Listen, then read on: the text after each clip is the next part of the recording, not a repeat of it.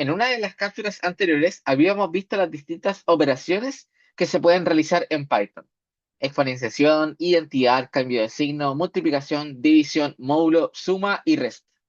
Ahora vamos a introducir unas nuevas operaciones, las operaciones de comparación, que al igual que en matemáticas, tenemos distintas operaciones para poder comparar distintos elementos, igual que distinto de menor que, menor o igual que, mayor que o mayor o igual que.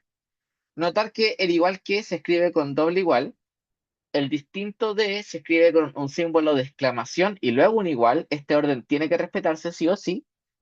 El menor que, menor o igual que, mayor que y mayor o igual que se escribe con el símbolo de Pac-Man, que a veces estamos acostumbrados a llamarle, con la gran diferencia que a la hora de querer utilizar un igual que, hay que colocarle el símbolo de igual luego del símbolo de comparación. Nuevamente, este orden tiene que respetarse, ya que colocar igual y luego el símbolo de comparación nos dará un error. Notar que en orden de precedencia tienen un orden sin. Por lo tanto, estos operadores deben resolverse luego de resolver todas las operaciones aritméticas. También tenemos las distintas operaciones lógicas, donde comenzamos con la negación, la conjunción y la disyunción. Esto se relaciona a las tablas de verdad, que usualmente se ven en álgebra. La negación corresponde que todo lo verdadero pasa a ser falso y todo lo falso pasa a ser verdadero. La conjunción es que todos los elementos tienen que ser verdaderos para que el resultado sea verdadero. Y la disyunción basta que un elemento sea verdadero para que todo sea verdadero y solamente en el caso donde todo es falso se da como resultado falso. Notar que a diferencia de las operaciones de comparación, los operadores lógicos tienen distinto orden. La negación primero, luego la conjunción y luego la disyunción. Ya con esto introducido, ahora podemos ver las sentencias de condicionales, donde en primer lugar tenemos la decisión simple correspondiente a el if, donde partimos de un flujo de ejecución normal, ya lo que hemos visto antes, ¿cierto? Un input, distintas operaciones, operaciones matemáticas, métodos de string, etcétera. Pero luego llega un if. En el if suceden dos casos posibles. Se evalúa la condición y si la condición se cumple, ejecutamos unas sentencias que dependen de estas condiciones. Y luego volvemos al flujo normal. Si la condición no se cumple, ignoramos estas sentencias condicionales y directamente seguimos en el flujo de ejecución normal. Veamos un ejemplo para poder entender bien esto. Ok, aquí tenemos un pequeño ejemplo donde se solicita una nota o calificación en una prueba, por ejemplo, o una evaluación a un estudiante. Se pide en formato flotante porque sabemos que las notas van desde 1 hasta 7, 1.0 hasta 7.0. Este ejemplo es bien cortito y nos dice, si la nota es mayor o igual que 4.0, entonces se imprime el mensaje de aprobaste. ¿Qué podemos ver acá? Tenemos if, tenemos una condición y notemos que esto, como se dijo anteriormente, se traduce a si la nota mayor o igual que 4.0, entonces el dos puntos se puede considerar un entonces y notamos que este print está un poquito corrido hacia la derecha. Este espacio hacia la derecha corresponde a la identificación de las sentencias condicionales que vimos durante el diagrama. Este espacio, de hecho, corresponde a cuatro espacios, es una tabulación, pero más bien se conoce como indentación, que corresponde a esos cuatro espacios, o por defecto son cuatro espacios. Y eso le indica a Python que este print solamente debe mostrarse si esta condición es verdadera.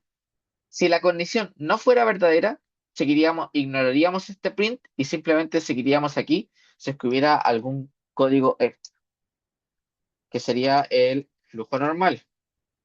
Acá podemos ver que también tenemos flujo normal, y aquí tenemos las sentencias condicionales. Notar que en este caso solamente tenemos un print, pero podríamos tener perfectamente operaciones aritméticas, operaciones de comparación, métodos de strings, etcétera. Incluso podríamos tener otro if, que eso lo vamos a ver más al final de la cápsula. Luego tenemos ya la decisión de dos caminos, donde nuevamente venimos de un flujo de ejecución normal y aquí cambia un poco la cosa comparado con el if normalito. Tenemos, si la condición se cumple, ejecuto las sentencias condicionales, ¿cierto? Y sigo con el flujo normal. Pero si la condición no se cumple, se ejecuta un bloque alternativo y luego sigo con el flujo normal. Aquí lo que estamos diciendo es, se cumple esta condición o si no se cumple esta condición, ejecuto esto. Veamos otro ejemplo parecido al anterior para que nos vayamos guiando de cómo funciona esto.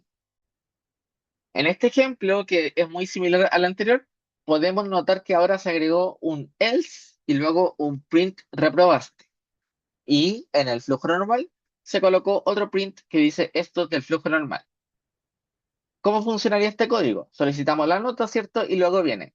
Si la nota es mayor que 4.0, entonces se ejecuta este print, se salta todo lo del else, porque ya se ejecutó este if de acá, y por lo tanto se ejecutó esto de acá, y se continúa con el flujo normal. Como el flujo normal tiene un solo print, también se va a mostrar este print.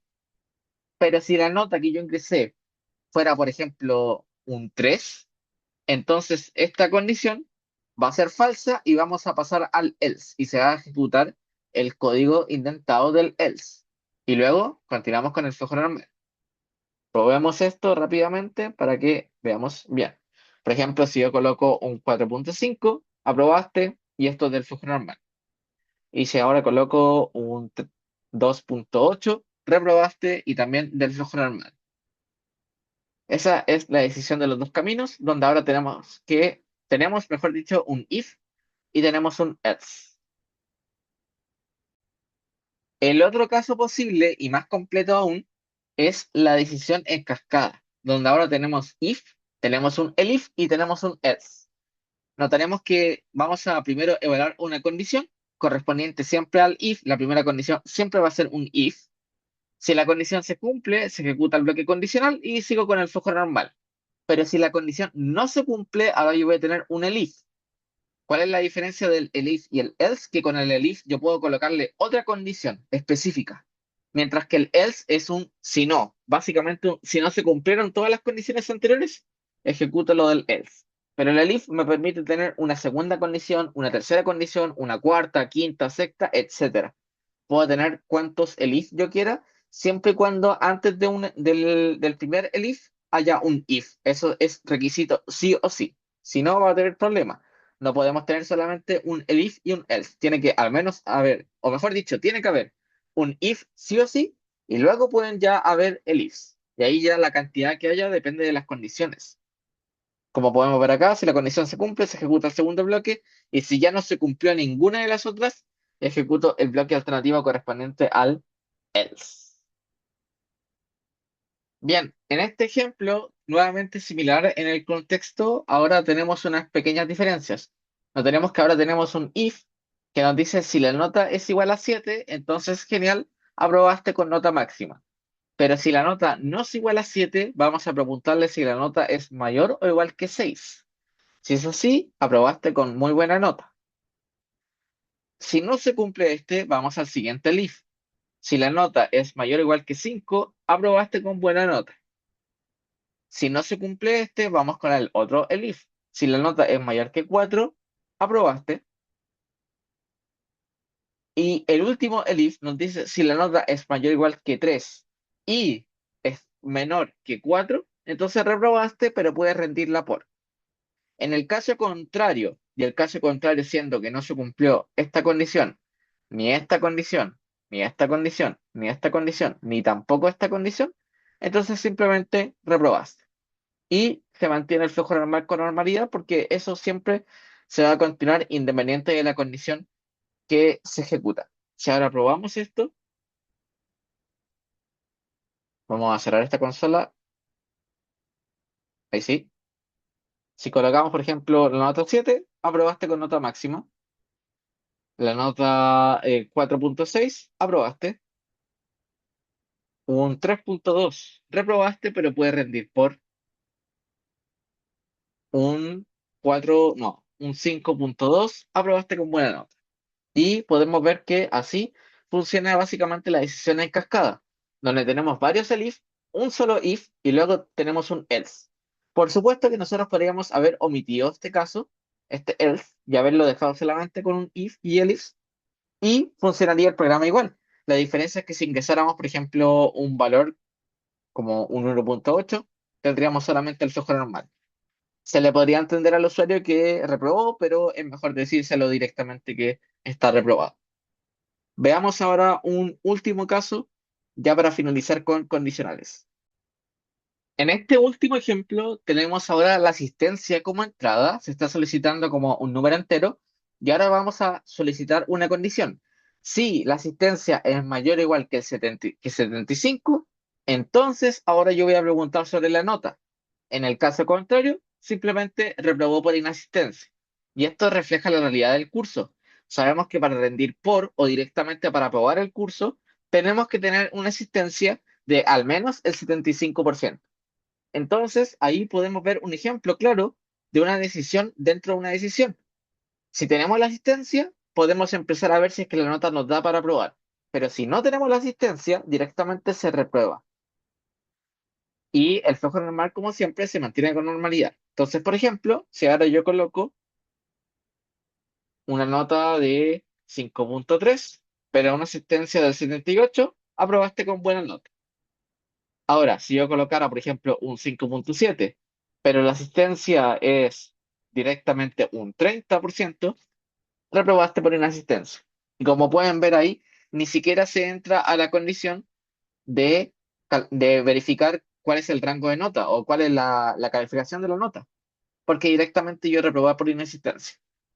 Antes de finalizar el video, una pequeña aclaración, el else siempre va solito, como pueden ver acá, no lleva una condición y el print siempre va abajo. Y cuando les suceda estos casos de que rápidamente deben colocar una condición antes de la otra, por ejemplo, si yo hubiera tenido, como en el ejemplo anterior, que tenía primero el if a la misma altura del otro if, pero sabemos que en realidad este if va a depender de este de acá. Para arreglar esto rápidamente, borrar, me va a quedar al lado de los dos puntos y luego aprieto Enter y automáticamente se me va a arreglar el espaciado. Lo mismo sucede acá, al apretar Enter se arregla el espaciado, siempre teniendo cuidado de que, por ejemplo, en casos como este de acá, que antes tengo un print, si aprieto Enter me va a dejar a la altura del print, pero en realidad recordar que siempre los if y los elif deben ir a la misma altura. Eso solamente borrar una vez y se arregla, ¿ya? Eso, espero que les sirva. La próxima cápsula va a ser de ejercicios de condicionales. Vamos a tratar de resolver la guía, al menos unos 3 4 ejercicios. Y eso, ya, cualquier cosa me consulten. Ojalá les sirva. Muchas gracias y quedo atento.